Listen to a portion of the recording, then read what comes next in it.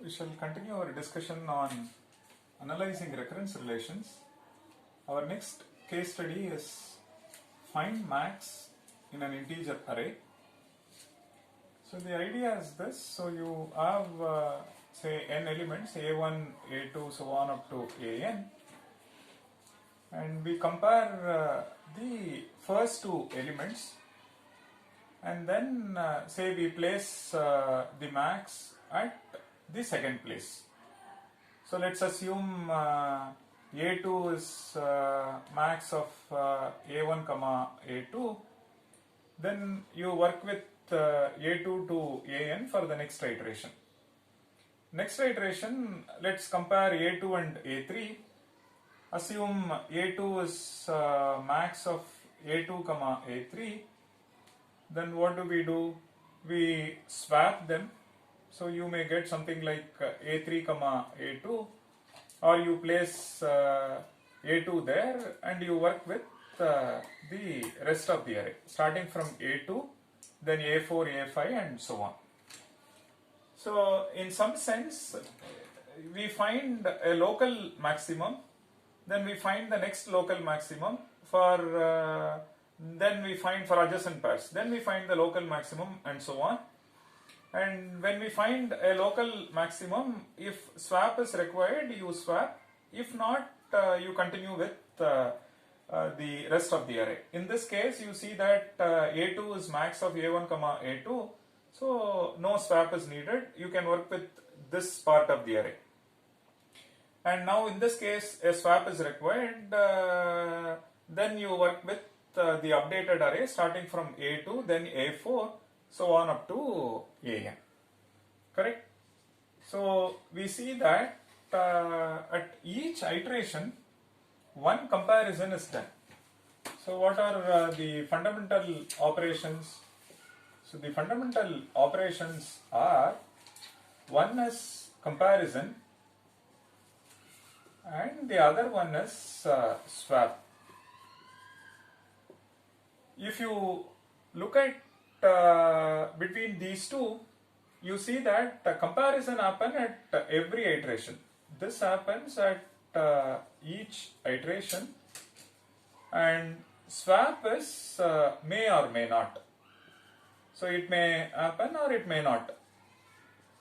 So in some cases, some iteration you may see a swap, but in some other iterations you may not see.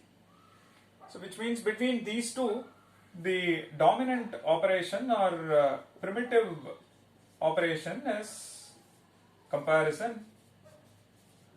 So as part of time complexity analysis, we are interested in the number of comparisons.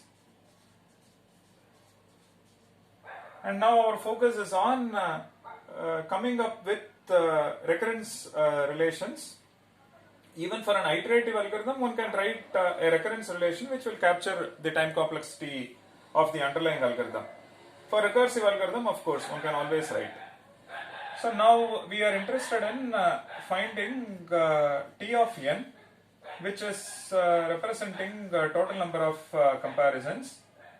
And this we want to write as a function of n itself for smaller values of n.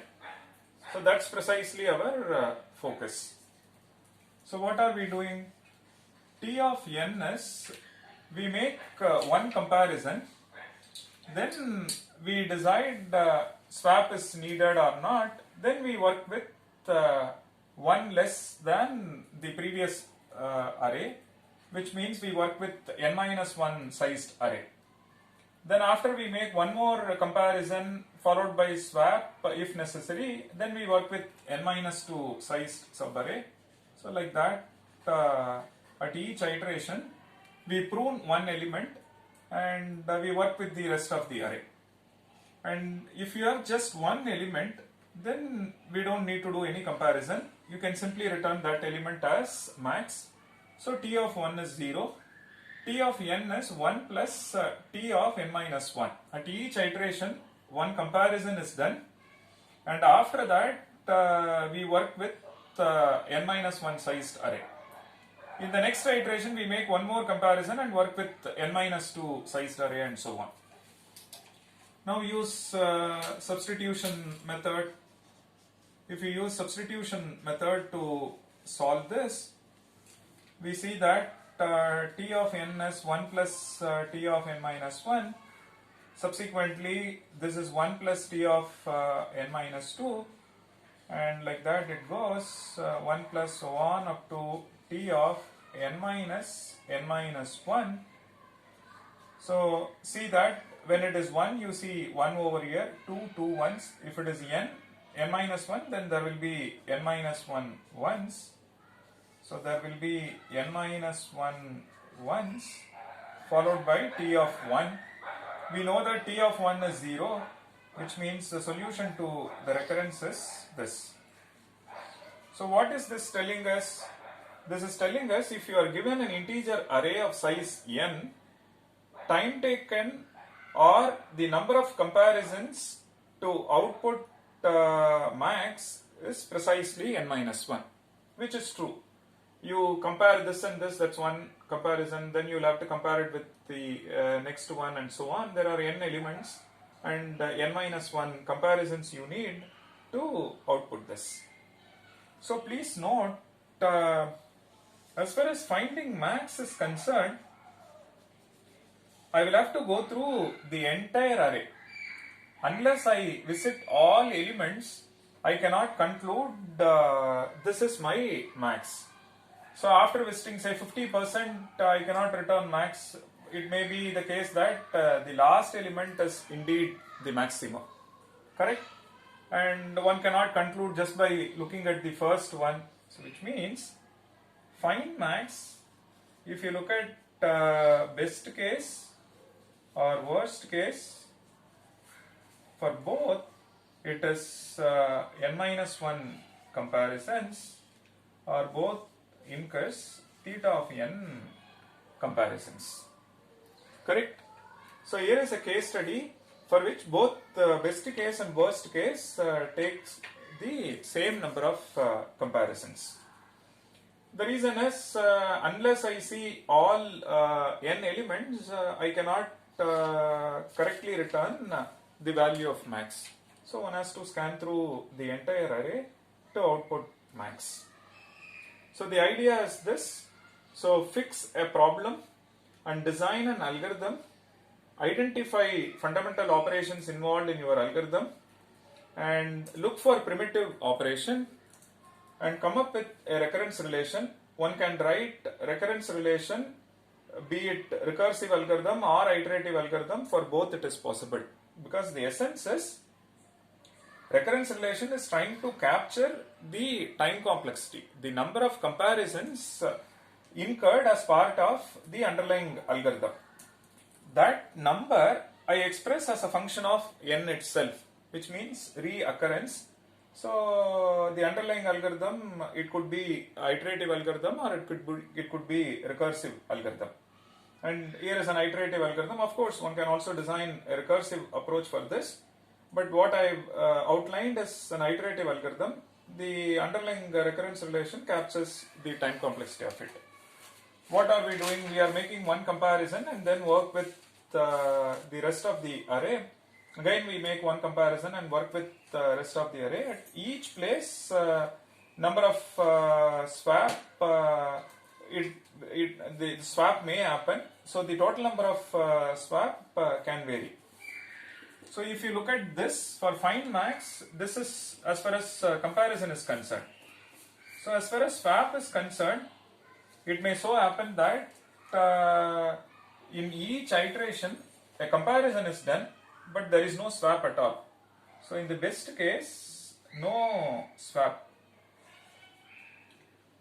0 swaps, and in the worst case, at each iteration when a comparison is done, a swap takes place. So which means n minus 1 swaps. Fine. So as far as the number of swaps is concerned, it depends on the input. It may vary from 0 to n minus 1. In the best case, I compare and no swap at all. So it is 0 swaps, and in the worst case, At every stage there is a comparison followed by swap, so one has to incur n minus 1 swaps.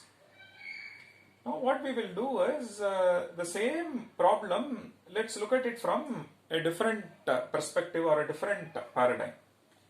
And this design falls into again pruning. So one can look at it this way, one can look at it this way. So I compare these two, then I realize that the first I make a comparison and then I swap, and then I'm going to work with this part of the array, and the first element is pruned. Then again I compare and the second element is pruned. So one can look at it this way. One can also see it this way, incremental design. So to construct the solution max, you compare A1 and A2 and maintain a local max, then compare it with the second element and maintain the second local maximum. Like that we start doing it. So one can see it like incremental design, the max is constructed on the fly, or one can also look at it like at each iteration one element is pruned. So this comes under pruning or incremental design. Now we shall look at the same case study under divide and conquer model and see whether if you change the algorithmic paradigm or design paradigm, will the number of comparisons change? Then it is natural to ask, given a computational problem, should I go for pruning strategy, or should I go for incremental design, or should I go for divide and conquer or some other design? So what is the right algorithmic paradigm to solve this computational problem, which we shall see next. And there are very interesting case studies which we will see throughout this course. And once you are familiar with these paradigms, designing a good algorithm with efficient time complexity, that would be an interesting task which we shall see throughout this course.